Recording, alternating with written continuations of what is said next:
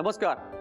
Gold winner with विटा D3 प्रस्तुत आम्ही सारे खवय्ये श्रावणोत्सव को पॉवर्ड बाय टाटा संपन्न मसाले आणि शुगर फ्री ग्रीन मध्ये मी शेफ देवव्रत जातेगावकर तुम्हा सगळ्यांचं खूप मनापासून स्वागत करतो. परवा मंडळी जरा मला वेळ होता त्याच्यामुळे मी जुने अल्बम बघत बसलो होतो. त्याच्यामध्ये मला एक फोटो सापडला ज्याच्यामध्ये आम्ही सगळी भावंडं एका लाईनमध्ये बसलो होतो उन्हामध्ये वगैरे. मला आठवतं बाबांनी तो फोटो काढला होता तेव्हा. काय की आमच्या अकोल्याचं जे घर होतं ना त्याच्यामध्ये असं समोर खूप मोठं अंगण होतं आणि सकाळी ऊन पडलं की मला आठवतं आमची आजी आहे ना ती सगळ्यांना तिथे उभं करायची उन्हामध्ये आणि तिथेच आंघोळ घालायची. तेव्हा मला आठवतं की बाबा सांगायचे की उन्हामध्ये बसणं खूप चांगलं आहे कारण की त्याच्यामध्ये उन्हाच्या ज्या किरणा आहेत त्याच्यामध्ये व्हिटॅमिन D असतं. त्याच्यामुळे स्नायू बळकट होतात, एकदम स्ट्रॉंग होतात. त्याचबरोबर हृदयासाठी पण चांगलं आहे ते वगैरे.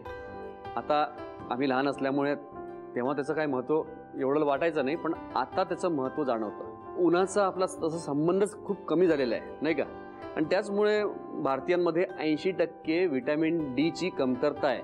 कसं असतं की आता आपली लाईफस्टाईल एक बदल वेगळा झालेला आहे. त्याच्यामध्ये आपण सकाळ ते संध्याकाळ ऑफिसमध्ये असतो. त्याचबरोबर मुलांच्या शाळा त्यांचे टायमिंग्स आहे. त्याचबरोबर मुलांचं खेळणं पण आउटडोअर खूप कमी झालेलं आहे नाही का. आता उन्हामध्ये व्हिटॅमिन D आहे पण त्याचबरोबर काही वनस्पतींमध्ये पण आहे. मी काय म्हणतो जर एखादं असं प्रॉडक्ट आपल्याला जर सहज उपलब्ध असेल ज्याच्यामध्ये व्हिटॅमिन D आहे तर सोन्याहून पिवळं नाही का. मी तुमच्यासाठी घेऊन आलो आहे गोल्ड विनर विथ विटा D3 ऑइल. हे 100% शाकाहारी आहे.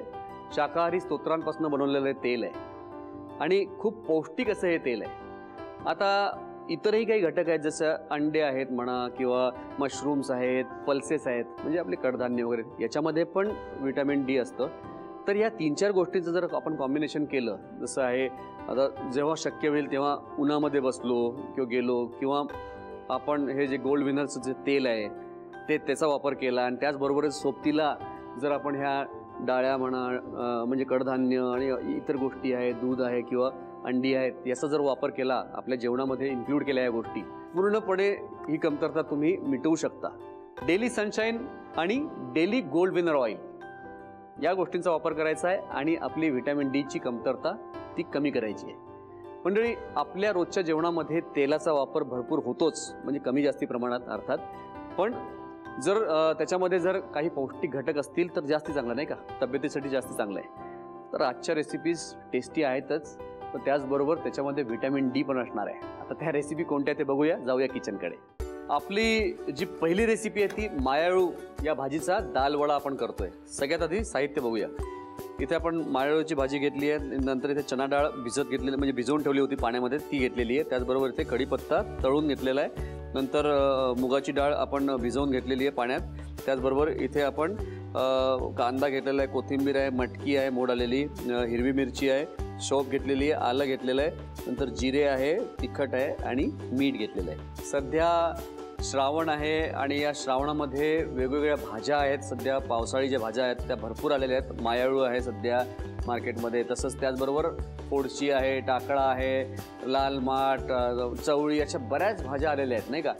तर आपल्या म्हणजे आपण याची भाजी वगैरे तर करतोच पण याचा दाल वडा खूप मस्त लागतो. तुम्ही करून बघा आणि खाऊन बघा, एकदम खूप छान लागतो आणि करायला एकदम सोपी इझी अशी रेसिपी आहे. तर तुम्ही बघितलं साहित्य आपण घेतलेलं हे चणा डाळ आणि मुगाची डाळ साधारणपणे 1.5-2 तास भिजवून घेतलेली पाण्यामध्ये आणि पाणी काढून नंतर मी इथे वाटीत ठेवलेलं आहे. आणि थोडेसे मोड आलेले आपण मटकी इथे घेतलेली आहे. तर साधारणपणे जे प्रमाण आहे हे एकाला म्हणजे 1:1:1 असं घेतलेलं आहे म्हणजे एक वाटी तिन्ही डाळींची घेतलेली आहे आणि बाकीच्या गोष्टी आपण टाकणार आहोत. मी काम करतो, मी घेतो इथे एका बोलमध्ये चणा डाळ,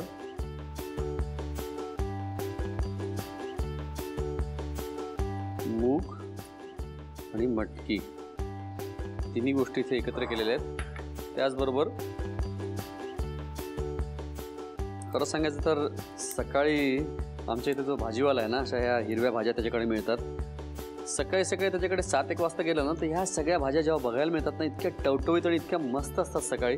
मी आता या दिवसामध्ये काही ना काही वेगवेगळ्या भाज्या आणतो आणि त्याच्या काही रेसिपीज करत असतो. मला जसं जमेल तसं त्याचा जो रंग आहे ना प्रत्येक भाजीचा तो युनिक असतो, त्याचबरोबर त्याची प्रत्येकाची चव वेगळी आहे आणि या सगळ्या गोष्टी सिजनल आहेत, त्याच्यामुळे याचा आपल्याला आपल्या जेवणामध्ये या गोष्टी आल्या पाहिजेत. हे थोडे माळळूचे पानं याला मी चिरून घेतोय.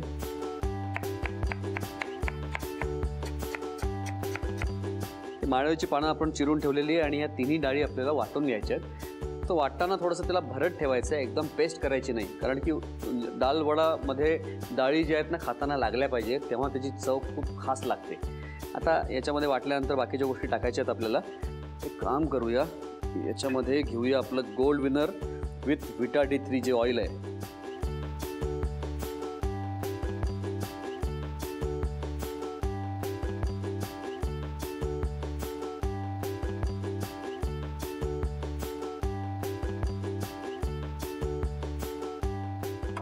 तेल इथे तापत ठेवतोय मंडळी.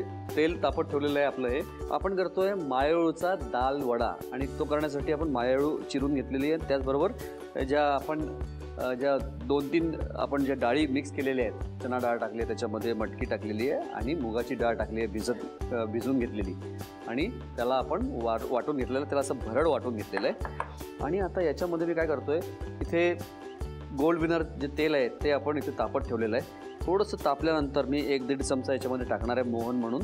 त्याचबरोबर आता या बाकीच्या ज्या गोष्टी आहेत, चिरलेला कांदा वगैरे याच्यात टाकतो मी.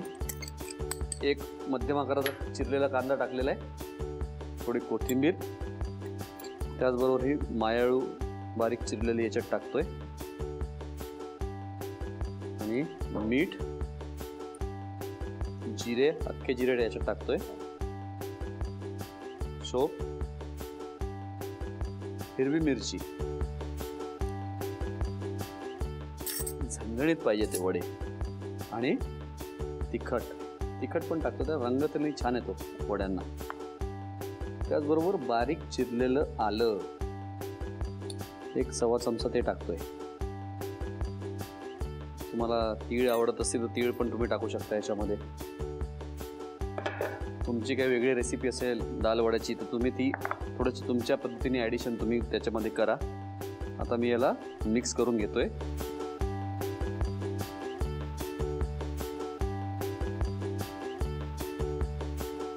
या सगळ्या गोष्टी एकत्र केल्यात. एकच गोष्ट राहिली ती म्हणजे आहे कढीपत्ता तळून घेतला होता मी, तो याच्यात टाकतोय,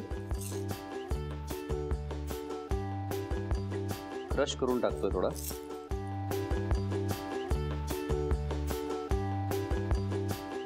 त्याचबरोबर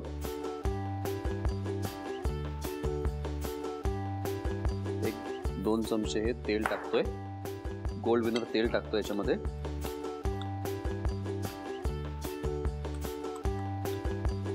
आता गंमत अशी आहे की जर तुम्ही मुलांना म्हटलं मी माळळूची भाजी करून देते, खाणार नाहीत, पालक देते, नाही खाणार, पण अशा प्रकारे तुम्ही दिलं तर नक्की खाणार. कसं आहे की हे बघा, मुलांच्या आवडीनिवडी असतात, पण माझा तोच प्रयत्न असतो की माझ्या रेसिपीजमध्ये कुठेतरी बॅलन्स असला पाहिजे, चव पण पाहिजे, त्याचबरोबर न्यूट्रिशनचा पण भाग असला पाहिजे त्याच्यामध्ये. काही आता जसं की माळळू याच्यामध्ये कॅल्शियम आहे, त्याच्यामध्ये लोह आहे. तर डाळ वडे आपल्याला सगळ्यांनाच आवडतात, पण त्याचबरोबर थोडेसे अशी पालक किंवा अशी कुठली भाजी त्यात आपण ॲड केली तर चव पण मिळेल, त्याचबरोबर थोडीशी रेसिपी हेल्दी पण होईल. त्या दृष्टीने मी माझा प्रयत्न असतो की त्याचा बॅलन्स झाला पाहिजे कुठे ना कुठे. त्याचबरोबर आपण हे गोल्ड विनर तेल वापरतोय, त्याच्यामध्ये व्हिटॅमिन D3 आहे, तर थोडासा चवीबरोबर इतर जे पौष्टिक घटक आहेत ते पण आपल्या पोटामध्ये गेले पाहिजेत. तेलाला आपल्याला मध्यम आचेवर तापवायचे.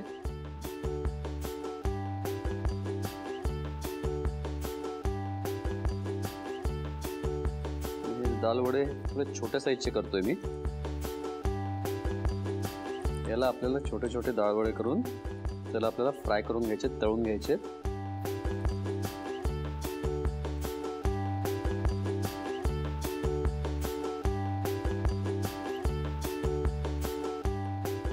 आता याला कुरकुरीत तळण्यासाठी आपल्याला त्याला मध्यम आचेवर तळायचं आहे आणि त्याला एक 3-4 मिनिटं तळायला लागतात.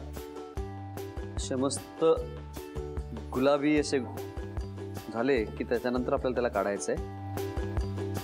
आता किती आहेत हे, मला वाटतं 8-10 आहेत. तेवढे पुरणार नाही आहेत. एक काम करतो, याला पण काढून घेतो मस्तपैकी आणि आणखीन एक 8-10 त्याच्यामध्ये टाकणार आहे मी मस्त, कारण की काय मला आणि तुम्हाला पण पुरले पाहिजे. मी हे करून घेतो, तोपर्यंत तुम्ही साहित्य आणि कृती लिहून घ्या. मायाळू भाजीचा डाळवडा करण्यासाठी लागणारं साहित्य: मायाळूची भाजी, भिजवलेली चणा डाळ, तळलेला कढीपत्ता, भिजवलेली मूग डाळ, चिरलेला कांदा, चिरलेली कोथिंबीर, मोड आलेली मटकी, चिरलेली मिरची, बडीशेप, चिरलेलं आलं, जिरं, लाल तिखट आणि मीठ. कृती: एका भांड्यामध्ये भिजवलेली चणा डाळ घेऊन त्यामध्ये मूग डाळ आणि मोड आलेली मटकी घालून सर्व मिश्रण वाटून घ्यावं. तयार वाटणामध्ये चिरलेला कांदा, कोथिंबीर, चिरलेली मायाळूची भाजी, मीठ, जिरं, बडीशेप, हिरवी मिरची, लाल तिखट, चिरलेलं आलं, तळलेला कढीपत्ता आणि 2 चमचे गोल्ड विनर तेलाचं मोहन घालून सर्व मिश्रण नीट मिसळून त्याचे डाळवडे तयार करून घ्यावेत. कढईमध्ये गोल्ड विनरचं तेल गरम करून तयार डाळवडे त्यामध्ये तळून घ्यावेत आणि सर्व्ह करावेत.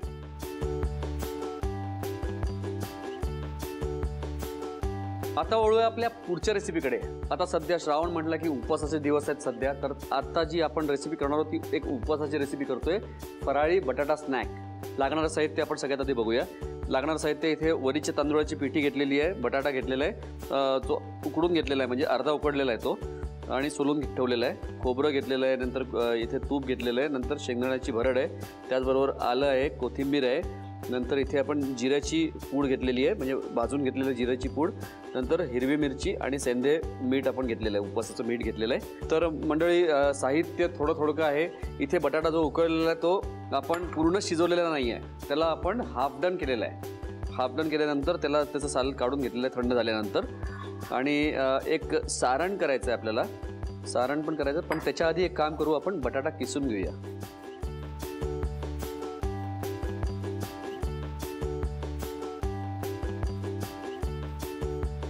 याला मी हाफ डन याच्यासाठी ठेवलं आहे की जर पूर्ण आपण जर शिजवला ना तर त्याला किसता येणार नाही आपल्याला बरोबर, आणि ते आपल्याला किसल्यानंतर आपल्याला स्नॅक्स जे आहे ना त्याचं टेक्स्चर मला थोडं असं क्रंची छान असलं पाहिजे, तर त्या दृष्टीने याला मी हाफ डन करून घेतलेलं आहे आणि बटाटा हा किसून घेतोय.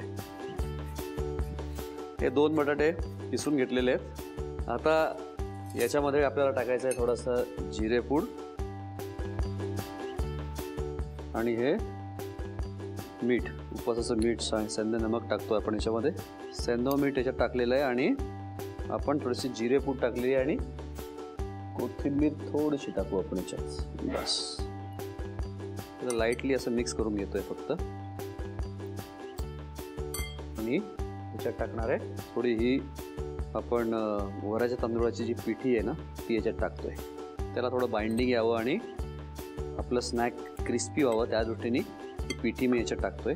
तर बटाटे आपण अर्धे जे आपण कुक करून घेतले होते त्याला आपण ग्रेट करून घेतलेलं आहे, त्याला किसून घेतलेलं आहे. आणि आता मी एका ठिकाणी एका बाउलमध्ये आपण याच्यामध्ये जे सारण भरायचं ना आपल्याला त्याची तयारी करूया. दाण्याचा कूट घेतलेला आहे आणि तेवढंच याच्यात घेतोय आपण खोबरं घेतोय किसलेलं, कोथिंबीर भरपूर टाकूया आपण. आता कोथिंबीर ज्याला चालत असेल त्यांनी वापरायचं आहे, नसेल चालत तर मग फक्त हिरवी मिरची वापरली तरी पण चालेल. प्रत्येकाकडे उपवासाच्या पद्धती वेगळ्या आहेत, काय चालतं काय नाही ते तुम्ही आपण आपल्या घरच्या पद्धतीप्रमाणे तुम्हाला फॉलो करायचं आहे. जर नसेल चालत तर नाही टाकायचं त्याच्यामध्ये, पण कोथिंबीरीची चव खूप छान लागते त्याच्यामुळे मी याच्यात थोडी वापरतोय. सेंधव मीठ टाकलेलं आहे आणि त्याचबरोबर इथे आपण थोडं आलं पण याच्यात टाकलेलं आहे, हिरवी मिरची टाकलेली आहे आणि या सगळ्या गोष्टी एकत्र करून घेतलेल्या आहेत. मला जस्ट हातानेच थोडंसं असं मिक्स करून घेतोय. त्याचबरोबर मी काय करतोय इथे वाट्या घेतलेल्या आहेत, वाट्याला लावणार थोडं तूप खाली आतमध्ये.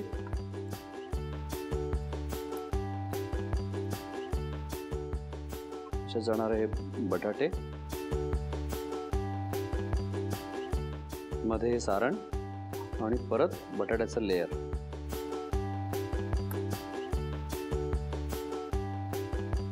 त्याच्यात पण तसंच खाली तूप लावलेलं आहे आपण आणि बटाटे जे किसलेले आहेत ते खाली घेतलेले आहेत. खाली आपण वाटीमध्ये सगळ्यात आधी बटाट्याचं मिश्रण टाकलेलं आहे, नंतर त्याच्यात टाकतोय आपण हे खोबऱ्याचं आणि शेंगदाण्याचं जो कूट आहे त्याचं मिश्रण घेतलेलं आहे आणि आता याच्यात टाकतोय परत बटाट्याचं जे किसलेलं आहे, परत घेतलेलं आहे थर्ड लेअर, आणि याला दाबून घेतोय असं. आता याच्यामध्ये दोन्ही वाट्यांमध्ये मी भरून घेतलेलं आहे याला. आणि आता याला एक काम करू, आपण याला थोडंसं वाटीमध्ये टाकू.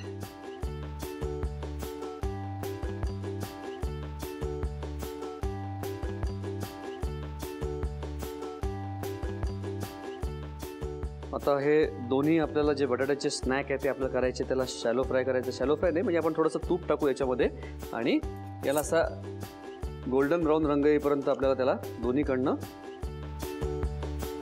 परतून घ्यायचं आहे आपल्याला. आता कधी पण जेव्हा मी रेसिपीज करतो उपवासासाठी किंवा कुठलेही असे उपवासाचे किंवा घरी पण जेव्हा उपवासाचा एखादा पदार्थ असतो तेव्हा आजीची हमखास आठवण येते. कारण की तिच्या हातची शेंगदाण्याची आमटी म्हणा किंवा साधे रताळ्याचे काप ती करायची, इतके सुंदर करायची. कारण की काही गोष्टी आपल्याला लक्षात राहून जातात नाही का, तशी ती आजीची आठवण आहे काही. आणि तसा उपवास वगैरे या भानगडीत मी कधीच पडायचो नाही आणि अजूनही पडत नाही तसा. पण पदार्थ मात्र सोडत नाही. कुठलाच उपवासाचा असेल तर त्याचा आस्वाद घेतलाच पाहिजे. कारण की कॉलेज काय आम्हाला लहानपणापासून हेच ही गोष्ट माहिती की जी घरी केलेली आहे म्हणा, बाहेर चांगल्या गोष्टींचा आस्वाद आपल्याला घेता आला पाहिजे आणि घ्यायला पाहिजे नाही का. त्यामुळे उपवासाचं निमित्त असतं. याच्यात टाकतो थोडं तूप.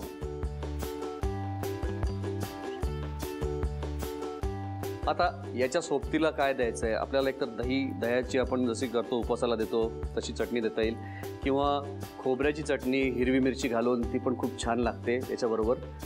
तसं सिम्पल फूड आहे उपवासाचं, तर त्या हिशोबाने आपल्याला खोबऱ्याची चटणी पण याच्याबरोबर देता येईल. वा, छान रंग येतोय त्याला आता मस्त.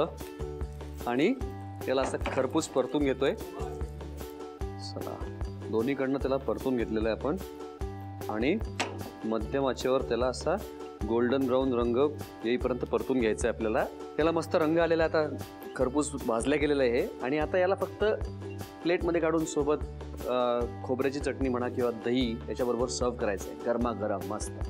मी याला प्लेटमध्ये काढून घेतो, तोपर्यंत तुम्ही साहित्य आणि कृती लिहून घ्या. फराळी बटाटा स्नॅक्स करण्यासाठी लागणारे साहित्य: वरीचे तांदूळाचं पीठ, उकडलेले बटाटे, किसलेलं खोबरं, तूप, शेंगदाण्याची भरड, चिरलेलं आलं, बारीक चिरलेली कोथिंबीर, भाजून घेतलेली जिरेपूड, मिरची आणि सैंधव मीठ. कृती: प्रथम उकडलेले बटाटे किसून घ्यावेत. किसलेल्या बटाट्यांमध्ये भाजून घेतलेली जिरेपूड, सैंधव मीठ, बारीक चिरलेली कोथिंबीर आणि वरीच्या तांदूळाचं पीठ घालून सर्व मिश्रण नीट मिसळून घ्यावं. एका भांड्यामध्ये शेंगदाण्याची भरड घेऊन त्यामध्ये किसलेलं खोबरं, बारीक चिरलेली कोथिंबीर, हिरवी मिरची, आलं आणि मीठ घालून सर्व मिश्रण नीट एकजीव करून घ्यावं. एका वाटीला तूप लावून त्यामध्ये बटाट्याचं सारण, नंतर खोबऱ्याचं सारण आणि पुन्हा बटाट्याचं सारण घालून नीट थापून घ्यावं. फ्राईंग पॅन गरम करून तयार सारण पॅन मध्ये घालून तुपावर शॅलो फ्राय करून डिश सर्व्ह करावी.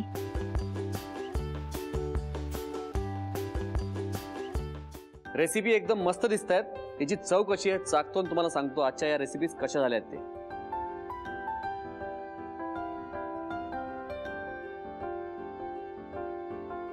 वरचं जे आवरण आहे ते कुरकुरीत क्रिस्पी झालं आहे. मसाल्यांचा बॅलन्स मस्त आहे. मायाळूची जी भाजी टाकली आपण त्याच्यामध्ये चिरून, त्याची चव लागते. त्याचबरोबर आलं मिरचीचा बॅलन्स एकदम मस्त झालेला आहे. थोडंसं आलं लागतं ना खाताना, ते खूप छान लागतंय. एकदम टेस्टी अशी डिश झालेली आहे आपली मस्त. आणि आता बघू आपण ही उपवासाची जी केली आहे डिश, फराळी स्नॅक, ते कसं झालंय.